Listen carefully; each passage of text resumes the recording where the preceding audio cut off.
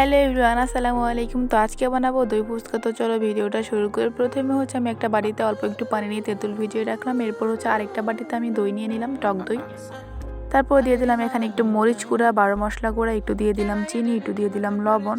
এই তো সব কিছু দেওয়া শেষ। এটা এখন আমি মিক্স করে নেব, যেহেতু দই ফুচকা বানাবো এই জন্য এটা রেডি করে নিলাম।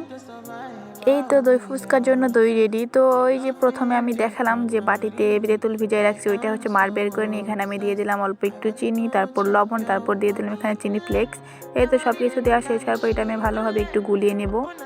এরপর ফুচকা ভেজে নিব। তো একটা কড়াই আমি ফুচকা ভাজতেছিলাম। এই তো সবগুলো ভাজা শেষ। ভাজার পরে আমি মাঝখান থেকে ফেটে নিয়েছি। এরপর এখানে পেঁয়াজ কুচি, মরিচ কুচি, ধনেপাতা কুচি, আর এখানে নিয়ে নিয়েছি আমি আলু সিদ্ধ।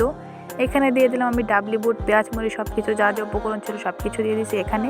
এই তো আমার ভর্তা রেডি। তো ভর্তা রেডি হওয়ার পর আমি সব ফুচকার ভিতরে দিয়ে দিছি। তারপর আমি দিয়ে দিতেছিলাম ফুচকার মধ্যে টক। এটা সবাই জানো যে ফুচকা টক দিয়ে খাইতে ভালো লাগে, তো আমি এই জন্য টক বানাইছি। এরপর দই দিয়ে দিতেছিলাম। এই তো আমার দই ফুচকা রেডি। আর ফুচকা আমার অনেক প্রিয়, অনেক পছন্দ। আর আমার ফুচকা বানানো দেখে কার কার খেতে ইচ্ছে করতেছে কমেন্ট বক্সে হাত তুলো।